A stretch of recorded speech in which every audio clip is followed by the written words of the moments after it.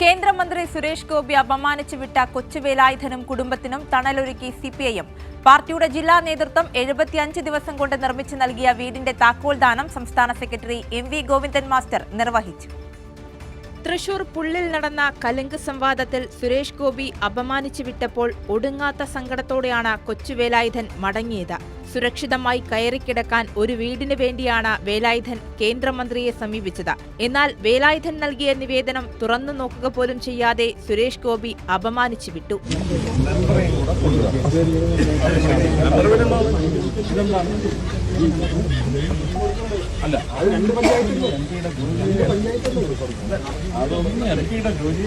എന്നാൽ വേലായുധനും കുടുംബത്തിനും താങ്ങായി സിപിഎം ജില്ലാ നേതൃത്വം നിലകൊണ്ടു. പാർട്ടി കൊച്ചുവേലായുധന് വീട് നിർമ്മിച്ചു നൽകുമെന്ന് ഉറപ്പു നൽകി. 75 ദിവസം കൊണ്ട് വീടിന്റെ നിർമ്മാണം പൂർത്തിയാക്കി.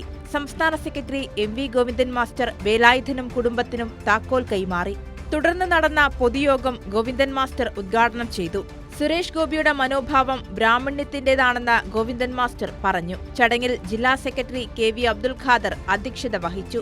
കൈരളി ന്യൂസ്, തൃശൂർ.